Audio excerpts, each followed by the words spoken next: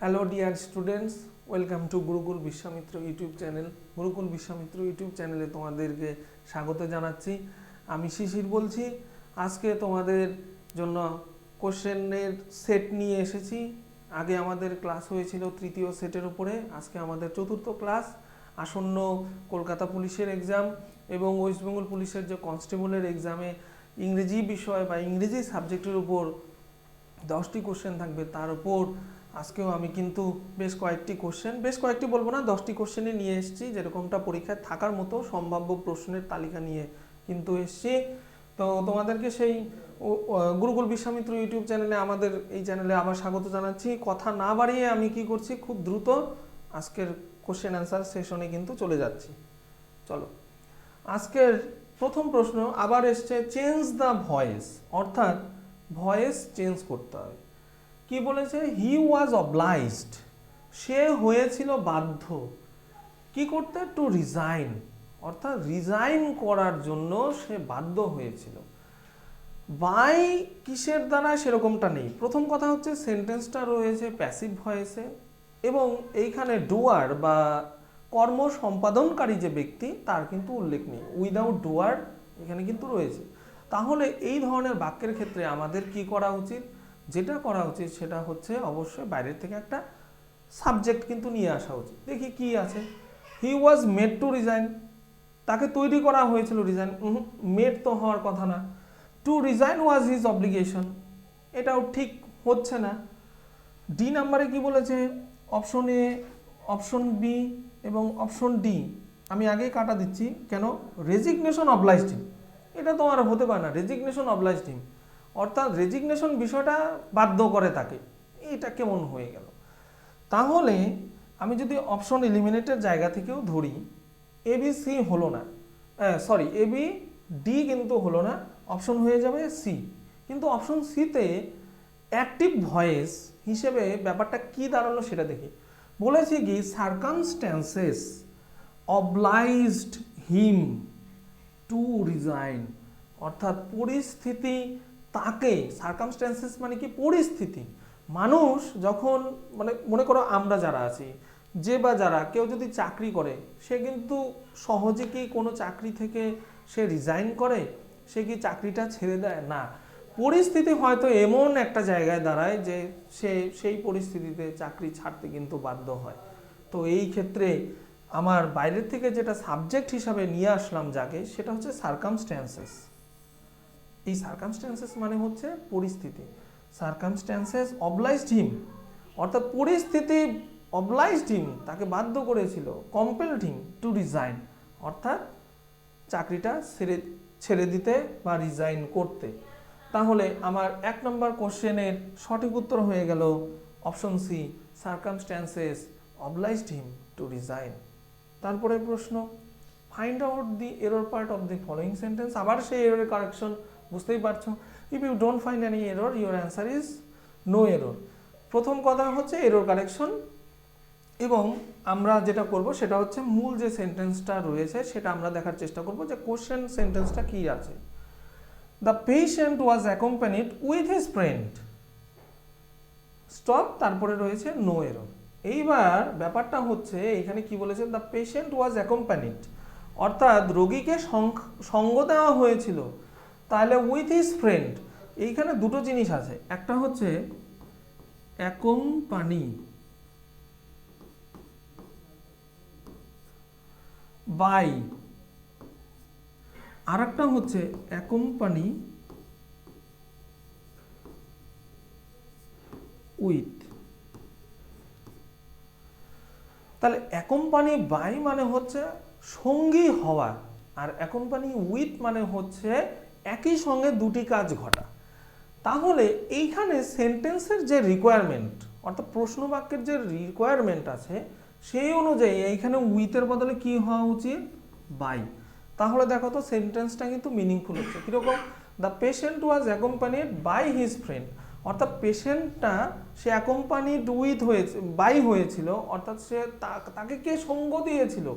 কে বা কারা সঙ্গ দিয়েছিল? বাই হিজ ফ্রেন্ড, অর্থাৎ পেশেন্টটি তার বন্ধুর দ্বারা সঙ্গকৃত হয়েছিল। এই হচ্ছে সঠিক উত্তর। তাই এইখানে যে উইথ হিজ ফ্রেন্ডটা হয়ে যাচ্ছে বাই হিজ ফ্রেন্ড, এই অংশটা কোথায় রয়েছে? অপশন এতে। তাই তোমার সঠিক উত্তর হয়ে যাবে উইথ হিজ ফ্রেন্ড এই অংশে, কেননা এইখানে ভুল আছে, এখানে হওয়া উচিত ছিল হচ্ছে বাই। তারপরের question number 3, change the following sentence into positive degree. এইবার একটা ডিগ্রির থেকে কিন্তু কোশ্চেন আছে, দেখি খুব সোজা কিন্তু ডিগ্রিটা। Ram is the best boy in the class, Ram ক্লাসের সব থেকে ভালো ছাত্র। এইবার বিষয়টা হচ্ছে এই ক্ষেত্রে একজনই সর্বশ্রেষ্ঠ বা সর্বনিকৃষ্ট হতে পারে, বা অনেকজন সর্বোৎকৃষ্ট বা অনেকজন সর্বনিকৃষ্টের মধ্যে একজন কিন্তু হতে পারে। এই ক্ষেত্রে কি বলতে চাইছে? Ram is the best boy in the class, অর্থাৎ ক্লাসে অনেক ছাত্রছাত্রী রয়েছে, তার মধ্যে রামকেই শ্রেষ্ঠত্বের আসনটা কিন্তু দেওয়া হয়েছে। তাহলে এই ক্ষেত্রে তোমার পজিটিভ ডিগ্রি করতে হবে। এই ক্ষেত্রে যেটা নিয়ম সেটা হচ্ছে নো আদার দিয়ে শুরু হওয়া উচিত। তাহলে দেখি নো আদার দিয়ে কোথায় আছে? নো আদার আছে অপশন বিতে এবং অপশন সিতে।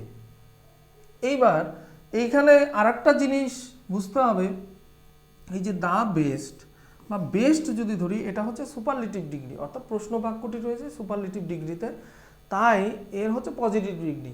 এবার আমরা জানি ডিগ্রি 3 প্রকার, পজিটিভ, কম্পারেটিভ, সুপারলেটিভ। তাহলে পজিটিভে কি আসবে? গুড, কম্পারেটিভে হচ্ছে বেটার এবং সুপারলেটিভে আসবে হচ্ছে বেস্ট। তাহলে আমার অলরেডি কি রয়েছে? বেস্ট কিন্তু রয়েছে, আমাকে আসতে হবে কোথায়? গুডে। তাহলে এইখানে দেখি তো কি রয়েছে, কোন অপশনে নো আদার দিয়ে শুরু আছে? অপশন বি সিতে। এবং গুড কোথায় আছে? অপশন কিন্তু বিতে। তাই আমি যদি এই টেকনিকটাকে ফলো করি তাহলে option B will be the right answer বা কারেক্ট অ্যান্সার। তাহলে নো আদার কি? নো আদার কি? বয় ইন দ্য ক্লাস, তুলনার জায়গাটা বুঝি। নো আদার কি? বয় ইন দ্য ক্লাস, অর্থাৎ ক্লাসের কোনো ছেলেই, ক্লাসের কোনো ছেলে, আমি কোন স্বরে কথাটা বলছি ভালো করে। নো আদার কি? অন্য কোনো, নো আদার কি?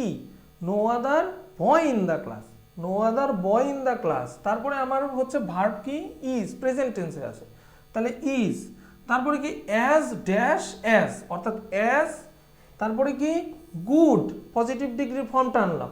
তাহলে ইজ অ্যাজ গুড অ্যাজ কে? কার মতো? রামের মতো, অ্যাজ গুড অ্যাজ রাম। তাহলে ব্যাপারটা যেটা দাঁড়ালো সেটা হচ্ছে no other boy in the class is as good as Ram. Option সিতে যেটা ছিল শুধুমাত্র এই ক্ষেত্রে সবে ঠিক ছিল, no other boy in the class is as bad, bad তো হওয়ার কথা না, কারণ বেস্টটা এসেছে গুড বেটার বেস্ট, এইভাবে গুড বেটার বেস্ট। তাই আমার 4 প্রশ্ন বা 4 নম্বর প্রশ্নের সঠিক উত্তর হয়ে যাচ্ছে অপশন বি। সেটার সঠিক উত্তর হচ্ছে no other boy in the class is as good as Ram. তারপরে আমি কথা না বাড়িয়ে 5 নম্বর কোশ্চেনে যাই। In the following question, the first and last sentences of the passage are numbered 1 to 6. The rest of the passage is split into 4 parts and named PQRS. অর্থাৎ PQRS এর ব্যাপারটা যেটা হচ্ছে সেন্টেন্স অ্যারেঞ্জমেন্ট, এই একটা টপিক আমাদের ইংরেজিতে কিন্তু রয়েছে, কম্পিটিটিভ ইংলিশ আমরা যারা পড়ছি, তো সেই ক্ষেত্রে সেই টপিকটার উপর থেকে এই কোশ্চেনটা দেওয়া। অর্থাৎ কোশ্চেন বা প্রশ্ন বাক্য যেটা আছে সেটার হলো সেন্টেন্স 1 এইখানে দেওয়া আছে, এবং S6 বা 6 নাম্বার সেন্টেন্স, মানে 6 নাম্বার সেন্টেন্স না, সেন্টেন্সের শেষ অংশটাও কিন্তু দেওয়া আছে। মাঝখানে কি রয়েছে? PQRS। অর্থাৎ PQRS মানে হচ্ছে সেন্টেন্স, একটা মূল বাক্য, মানে গোটা একটা সেন্টেন্স, সেই সেন্টেন্সের শুরুটা এবং শেষটা সিকোয়েন্স ওয়াইজ কিন্তু করা আছে।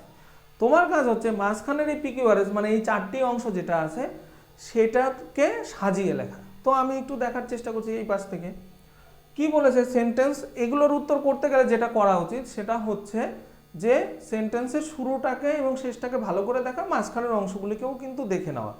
তো আমরা এইখানে বোঝার চেষ্টা করি। শুরুতে কি বলেছে? If we look around us today, যদি আমরা আজকের দিনে একটু দেখার চেষ্টা করি, যদি আমরা আজকের দিনে একটু দেখার চেষ্টা করি, তারপরে কি? That is shattered by violence. দেখো সেন্টেন্সের রিকোয়ারমেন্ট অনুযায়ী if we look around us today, আমরা যদি আমাদের চারপাশটা আজকের দিনে দেখার চেষ্টা করি, তাহলে কি, তাহলে এমন একটা জিনিস চাইছে, সেটা হচ্ছে একটা সাবজেক্ট দরকার, একটা সাবজেক্ট দরকার। এইখানে যেরকমটা রয়েছে সেই হিসাবে কিন্তু একটা সাবজেক্ট দরকার। তাহলে দেখি তো পিকিউআরএস এর মধ্যে কোথায় সাবজেক্ট রয়েছে। এইখানে দেখি উই, আমি আমরা ফার্স্ট পারসন, তাহলে আমি আমরা first person singular number I, আর ফার্স্ট পারসন প্লুরাল নাম্বার হচ্ছে উই। দেখি তো এইভাবে হয় কিনা। তাহলে কি হচ্ছে, if we look around us today, আমরা যদি আজকে আমাদের চারপাশটাকে একটু দেখার চেষ্টা করি বা দেখি, উই উইল ফাইন্ড, আমরা খুঁজে পাবো। আমরা কি খুঁজে পাবো, উই উইল ফাইন্ড। তাহলে আমি আরেকটা জিনিস বলছি, যদি তুমি এই অংশটা একটু ধরতে পারো, তাহলে তুমি অপশন এলিমিনেট করে কিন্তু একটা জায়গায় আসতে পারো। অপশনটাকে চেক করো, তাহলে এস দিয়ে শুরু হয়েছে কোথায়, এইখানটায়। এইটা যে এখনই হবে এটা আমি বলছি না, কিন্তু এইখান দিয়ে এইটাকে দিয়ে অপশন সি কে দিয়ে এস আর পি কিউ এটা দিয়ে আমরা একটু করতে পারি। তাহলে কি দাঁড়াচ্ছে, if we look around us today we will find, তাহলে এস গেল। তারপরে কি আর, দেখি উই উইল ফাইন্ড, আমরা কি খুঁজে পাবো, আমরা খুঁজে পাবো কি এ ওয়ার্ল্ড, তাহলে মিলে যাচ্ছে কিন্তু সেন্টেন্সটা হচ্ছে একটা মিনিংফুল জায়গায় দাঁড়াচ্ছে। উই উইল ফাইন্ড, আমরা তাহলে কি খুঁজে পাবো, এ ওয়ার্ল্ড, একটি পৃথিবী বা একটা জগৎ, একটা জগৎ খুঁজে পাবো। তারপর পিতে কি বলেছে, that is shattered by violence, যেটা হচ্ছে হিংসা দ্বারা পরিপূর্ণ। শ্যাটার্ড মানে ধুয়ে মুছে যাচ্ছে, শ্যাটার্ড মানে একদম বিধ্বস্ত হয়ে যাচ্ছে। কিসের দ্বারা, বাই ভায়োলেন্স, হিংসার দ্বারা। দি এফেক্টস অফ হুইচ, যে হিংসার প্রভাব কি করবে, কন্টিনিউ টু ইনফ্লুয়েন্স আস, যে হিংসা আমাদেরকে ইনফ্লুয়েন্স করতেই থাকবে। তাহলে দেখো তো এইখানে সঠিক উত্তর সি হবে কিনা, অবশ্যই হওয়া উচিত। কেননা এই যে শুরুটা, if we look around us today, যদি আমরা আজকে আমাদের চারপাশটাকে দেখি, তাহলে কি হবে, উই উইল ফাইন্ড, আমরা খুঁজে পাবো। কি খুঁজে পাবো, আমরা খুঁজে পাবো এ ওয়ার্ল্ড, একটি পৃথিবী, একটি পৃথিবী খুঁজে পাবো। That is shattered by violence, তাহলে কোন জিনিসটা শ্যাটার্ড হচ্ছে ভায়োলেন্সের দ্বারা, এই যে এ ওয়ার্ল্ডটা। তাহলে এটা হয়ে গেল দি এফেক্টস অফ হুইচ, যার ফলাফল কন্টিনিউ টু ইনফ্লুয়েন্স আস, যার ফলাফল আমাদেরকে কি করবে, আমাদেরকে ইনফ্লুয়েন্স করতে থাকবেই।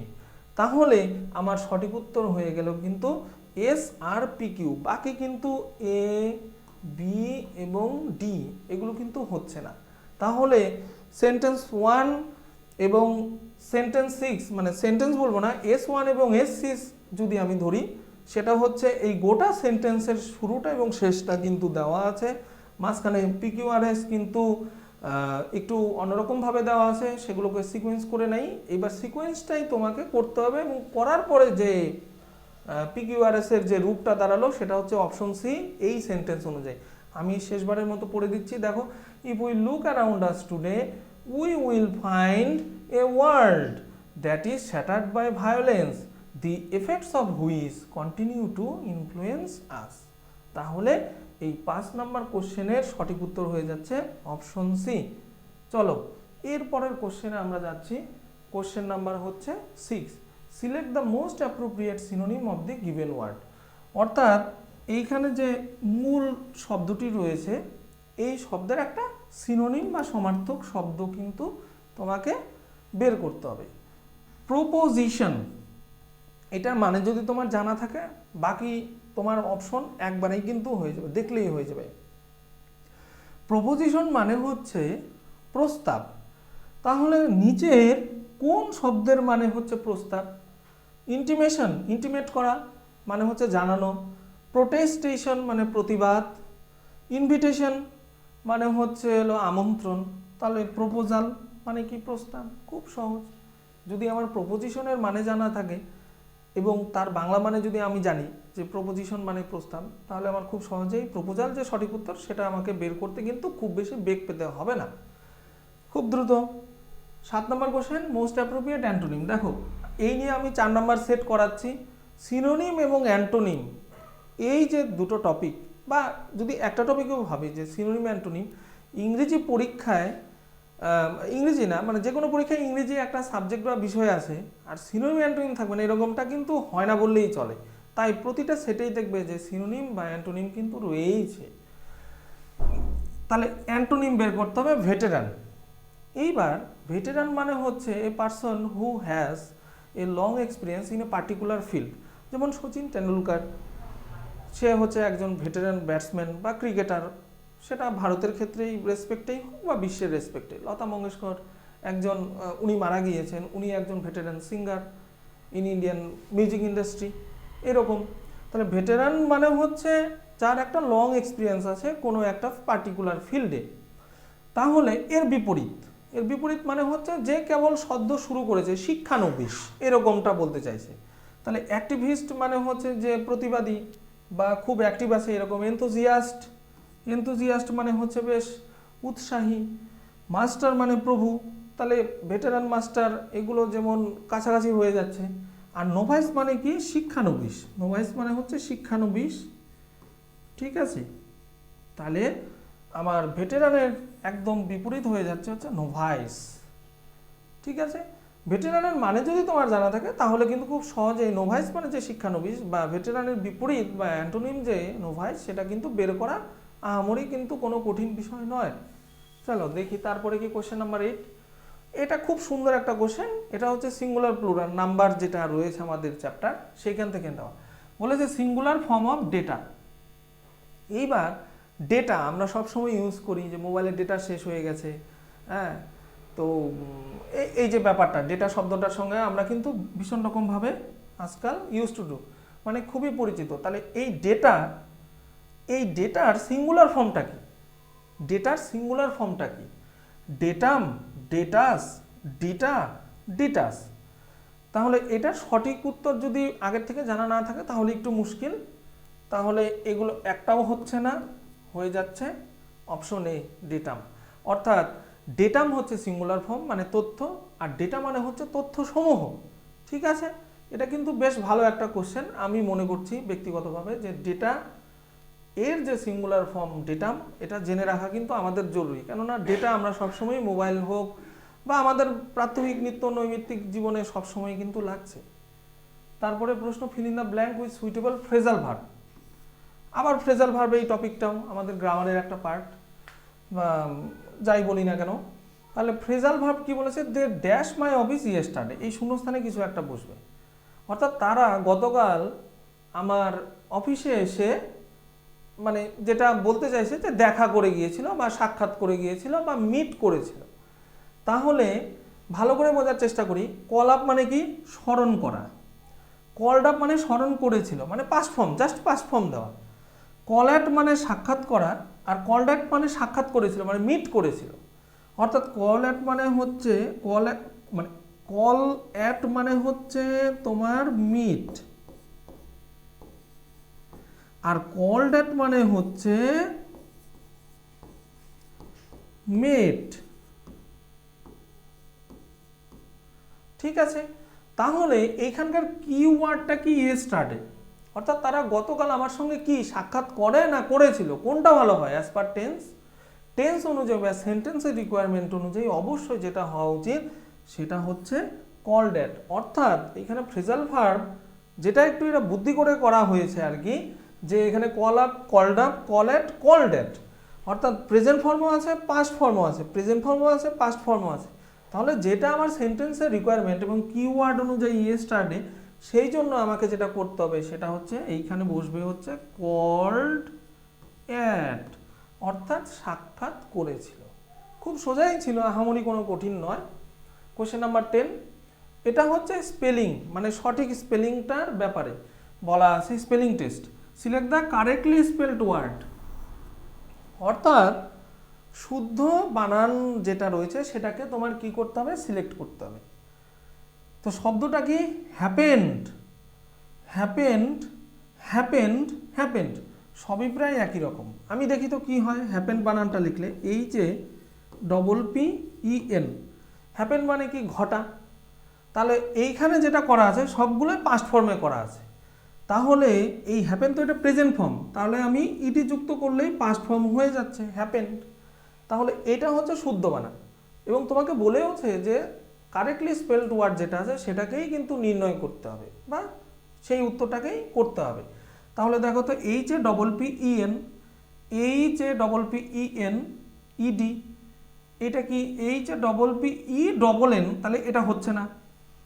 HPENED হ্যাপেন্ড, HPENNED এটাও হচ্ছে না। সঠিক উত্তর কি হয়ে যাচ্ছে? হ্যাপেন্ড।